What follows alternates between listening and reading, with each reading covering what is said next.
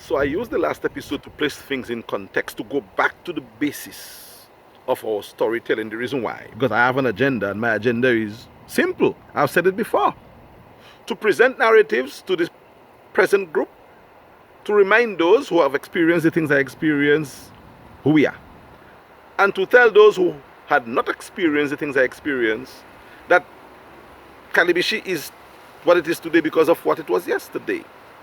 And if the Calibishie that I told you of yesterday is not the Calibishie that we have of today or better, something has to be done. And that is pretty much why I tell the stories. That's my agenda. To connect the generations and to safeguard what I believe is beautiful about Calibishie as a community. So that the next generations of people who will live in Calibishie can say that, boy, the people who passed this village on to us passed it on in a way, and I have to preserve it and pass it on in a better way. So that is the basic agenda. So I started talking about the RUMSHOP and the life, the levity, and I also mentioned that it would take a psychological experiment or some kind of a qualitative exercise to find out exactly why is it that rum had been such a major and integral part of the essence of the life of the community. The RUMSHOP was it. That's where wisdom dwell. You would hear things being said by the people who occupy that coin close to the buko in the RUMSHOP that you could not hear anywhere else. You could not learn that in school, on the streets, in the social clubs.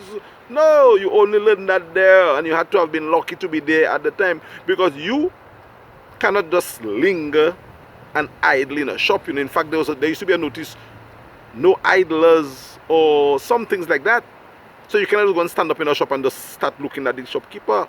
You went to get your message in and out. But by the time you go in, between the time you get the message and the time they write the query on the book for you, you are hearing the rum guys saying things that really just turn your head, and you walk home thinking, but what did Chasha just say there? But it make a lot of sense, you know.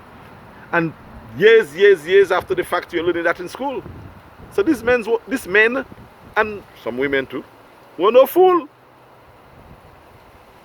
I see some women, and I remember my grandmother, she spent some time too in the area. Now, I'm not going to speak about the details of my granny, but like many other people back in the day, she had her issues with her liquor, with her spirits. And I still want to find out why. And I believe I have a good idea why. Because you see, back then, people used to deal with their issues by drinking. They did not go to people to speak about their problems. That professional part of life was a luxury.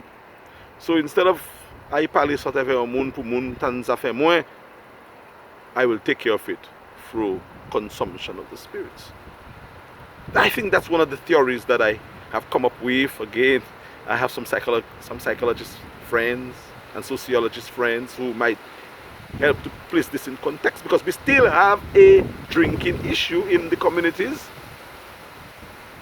today, 35 years after the fact, 40 years after the fact.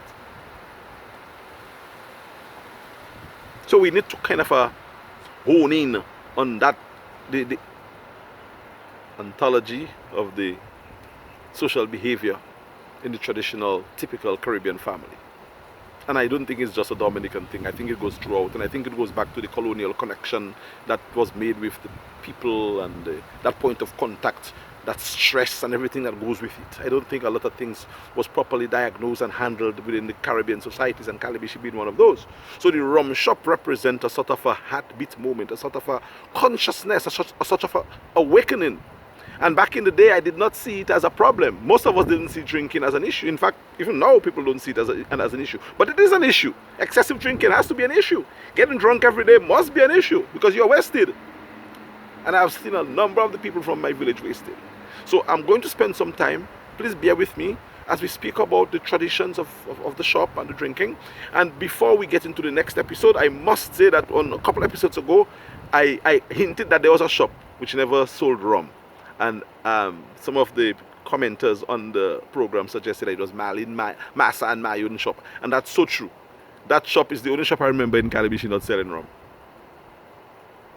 And I probably have a reason or a theory why.